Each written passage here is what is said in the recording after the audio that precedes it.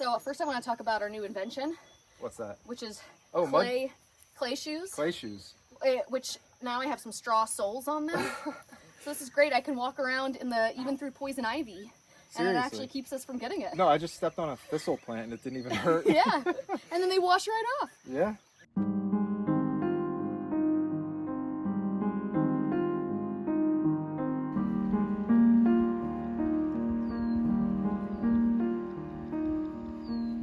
A little over 2 months ago, we got ducks. We knew they'd be a great fit on the farm because of our abundant water, lush vegetation, and also lots of snails and slugs. For the first several weeks of their lives, they lived right here in the barn cabin with us in a little brooder box. And this was fun and very cute, but also quite noisy, and they kept us awake a lot of nights once they started yammering. Our bed is right there, and they were right there. Yeah. It's not a big place. Yeah. So we were excited to get them out into the fields, not only to get some peace and quiet in here, but also so that they could start taking advantage of all of the abundant food that's naturally present all around them. Since young ducks are so vulnerable to predators like foxes, coyotes, eagles, and raccoons, which we have a lot of out here, we made them a little run with hardware cloth and some scrap wood so that they could start getting a taste of the pasture, but be well protected from these animals. The ducks grew really fast, and it was clear that we needed to get a move on with making their permanent duck home. So as some of you may know, we're getting this farm started on a very tight budget because we're also trying to build our house this year. So our budget is basically zero. And we wanted to make a duck coop out of materials that were sustainable and local. And so we figured what's more local than building it out of clay right from the land. The style of building that we use is called wattle and daub in the UK and bajareke in South and Central America. And it basically just entails weaving together a bunch of sticks into a lattice structure and then plastering them with an earthen plaster made from clay-heavy soil, sand, and straw. And we'll get into more detail on different types of earthen building when we're building our straw bale house this fall. So for any kind of walls you're building, they need to be protected. And in the case of natural building, there's a saying that they need a good hat and a good pair of boots, which is referring to a nice big roof with a large overhang and a good foundation that can kind of lift it up off the ground. Because these are earthen walls, you don't want any moisture to be wicking up into the walls, and you don't want a bunch of rain to be falling on them and eroding them. So the first thing we did was build that foundation and roof structure. We had some timbers left over from taking down the old barn this spring, and we just set those in some concrete and then added a skirt of hardware cloth and cinder blocks and a trench along the edge. The only problem is I'm gonna have to duck to get Oh. into here. We also had some scrap tin roofing and 2x4s that we used to shore up the whole thing.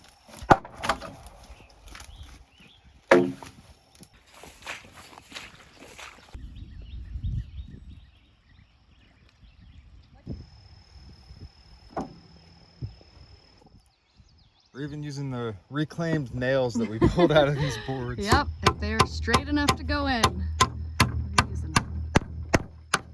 Nice.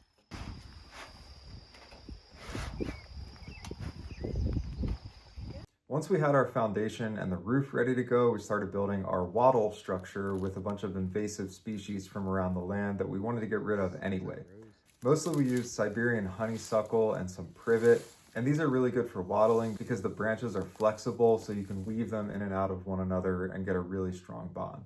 Yeah, you can use pretty much any plant material that is strong but also slightly flexible. So as Jordan mentioned, we had the honeysuckle and the privet, and we were able to weave it in and out, which was a really nice secure connection. But you could also tie them together or even nail them to the ends if you have a material that can stand up to that, like bamboo.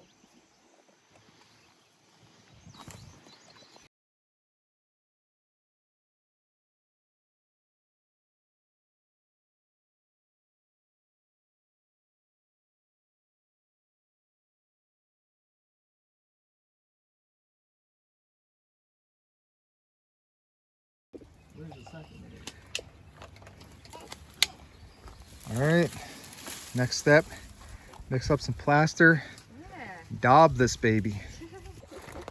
What are we doing? A wave. Mixing up the daub was actually really similar to when we mixed up the clay plaster that we used for the earthen walls in our barn cabin. Whoops, I hit the poster. And you can hear how hard they are. Yeah, they're rock solid. So once it dries out, all the fibers from the straw kind of lock together like rebar and concrete and form a really solid wall.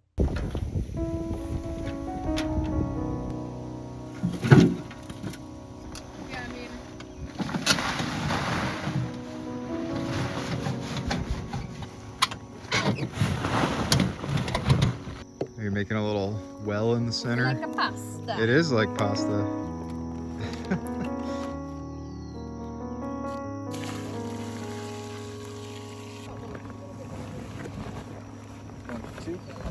Oh, right in the face.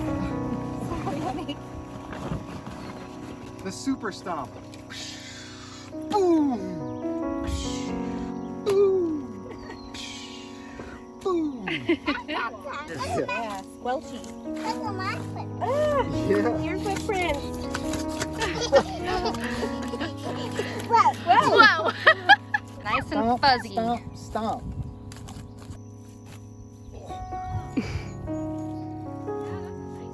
All right, smush it right there. Good job.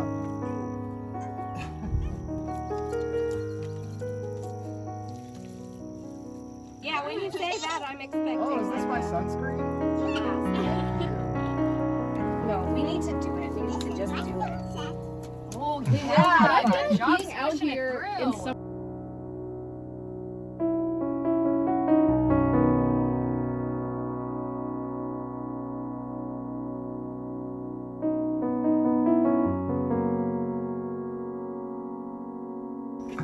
I kind of snagged a bunch right before this. So, I thought I did. I'll get you.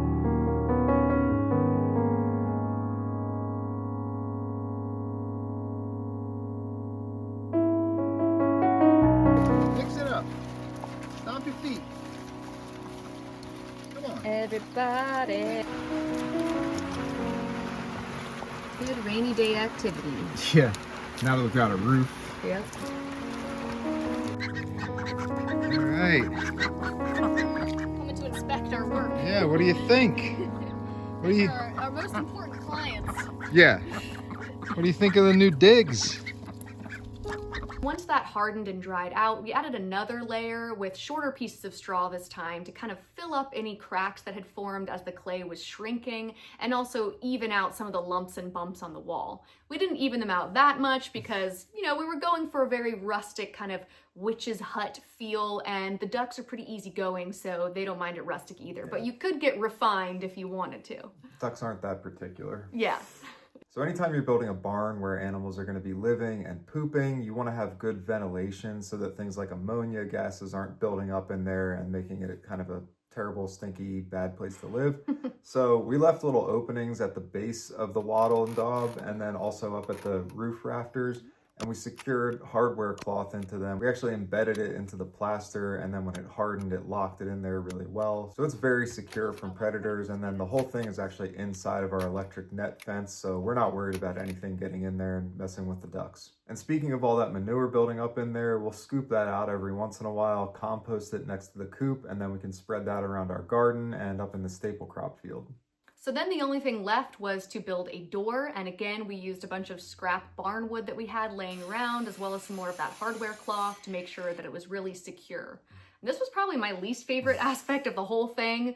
I think just because we were being really kind of laissez-faire and sculptural with the walls, and then we had to actually measure the door so it fit appropriately. Yeah, we don't like messing with right angles anymore. Yeah, but it all turned out pretty good, and so far the ducks are loving their new home. We also built an earthen ramp on both sides.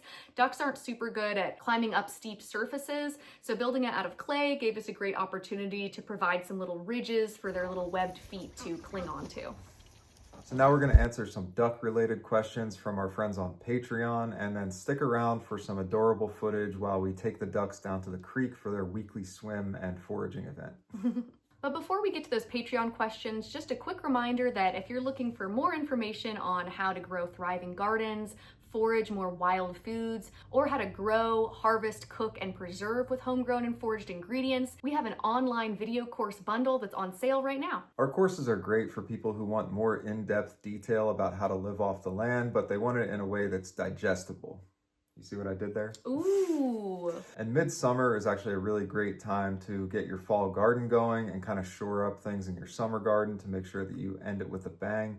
And it's also a great time to learn about foraging because the peak foraging season is right around the corner. We think late summer and fall are just the best time to look for wild foods like nuts, mushrooms, berries, everything. All the good stuff comes out in fall. So if that sounds interesting to you, you can find more details at the link in the description below. Or if you like to keep things more analog, we also have a book that just came out this spring, all about how to live off your garden.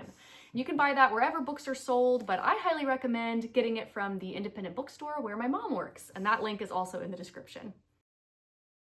All right, so now let's get to our Patreon questions. And I always like to mention before reading your names that I type your names a lot, but I don't say them out loud. So if I mispronounce them, you got to correct me on Patreon. I'll get it right next time.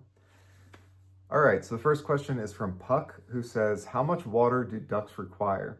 Is it worth it to raise them in an area with no natural ponds? And then how loud are they for an urban area? Well, we can put in a clip of some of our ducks quacking. I think that would be a good one for that last one.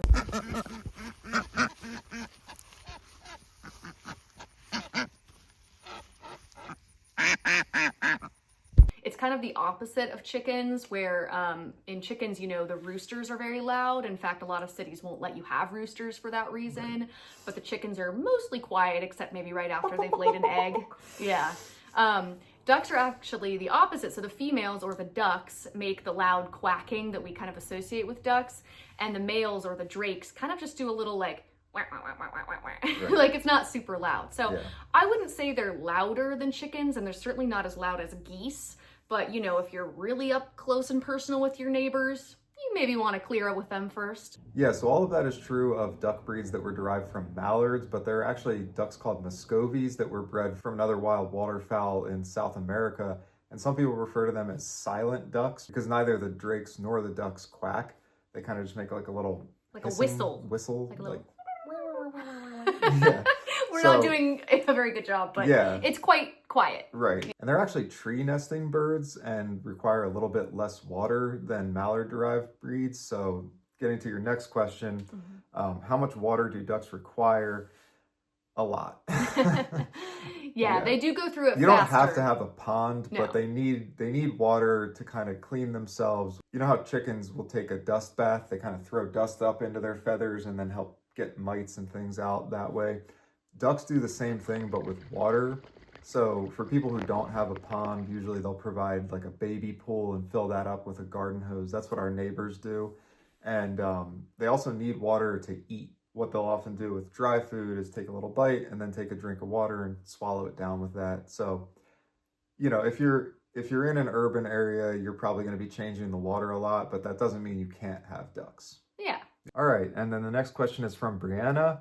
What will upkeep of the coop structure look like since you live in a climate where rain is a certainty? Yeah, that's a good question because a lot of earthen building is used in places like the dry Southwest or the Middle East or Africa where they don't really get a lot of rain. So those buildings can just kind of be out in the open and not really have a strong roof structure. But earthen buildings are also used in places like the UK where the wattle and daub structure comes from, and they have a lot of rain there. So that's where the good hat and good boots come into play. The idea is just kind of keep it dry. It rained like, what, 1.5 inches in an hour yesterday, and the walls were completely dry. I went over and looked at it afterwards, so the roof does a great job. Yeah, and I don't know if I mentioned this when I talked about building the roof earlier, but it has much larger overhangs, so it's about 2 feet all around, almost like a little bit of a porch, so that even when you have kind of more wind-driven rain, it's not hitting the walls hard and causing erosion. Right. But if it were to hit the walls, it would erode them, but it would be over time. So you would be able to see it. You could add more plaster if you needed to. It's not something where all of a sudden you get a rainstorm, the whole thing's going to collapse. Right. Yeah. It's a slow process. Yeah. All right, and then Kay asks, do you have any plans for eggs or hoping to get more duckies? Yep, both. Yeah. So, go ahead. Go ahead. So we have 3 breeds right now, and one of them, which is called Silver Appleyard, is known to be good for eggs as well as hatching and rearing young. So we definitely want to have them sit on some eggs in the future to hatch out some ducklings. The other 2 breeds, we'll kind of see how it goes. But primarily we have them for the eggs. So if you haven't had duck eggs, they're amazing. They're like chicken eggs, only bigger and with even bigger yolks, like really rich yolks. So they're great for baking. So yes, both, we want more eggs and more ducklings. Mm-hmm. And we actually factored that in when building the duck coop. We made it to accommodate about 20 ducks. What was the square footage that they say is best for I think the you want coop? about 6 square feet per duck. Right. So we did six times 20, and then we said, all right, that's the size that we'll do, because 20 feels like a manageable wattle. Yeah. Herd. Flock. All right, so those were all of our questions from our friends on Patreon. Keep a lookout. We're going to be doing an updated garden tour for next week's video, so you can put all of your questions on that on Patreon. We're especially going to be talking about fall gardens and succession planting, so anything you've wondered about how we do that. All right, now the moment you've all been waiting for. We're going to take the ducks for an adventure down to the creek where they can do some swimming and foraging, and we're going to play our friend and landmate Ethan Lennox's music over top of it, so it's going to be pretty cute. Let your shoulders Epic down, relax, give yourself a minute to meditate and watch some ducky cuteness. I bet your day will be better for it. And I'm going to do the same thing once we post the video. I'm going to sit down and I'm going to watch it and I'm going to chill. Great. Sounds like a great plan. I'm not very good at that. All right. And away we go.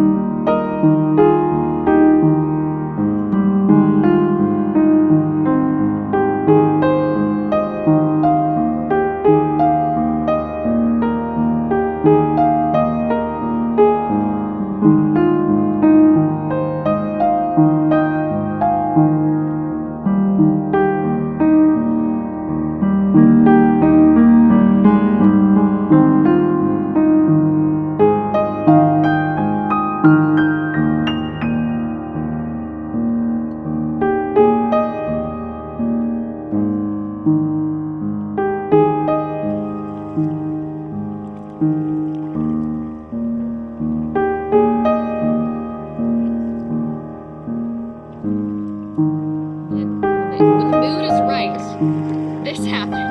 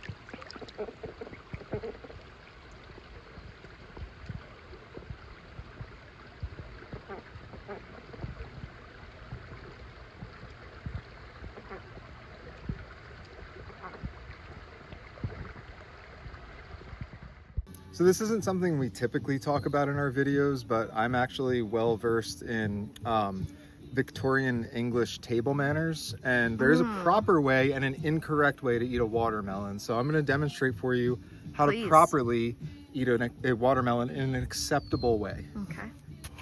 Oh God. At least you're doing it over the bowl.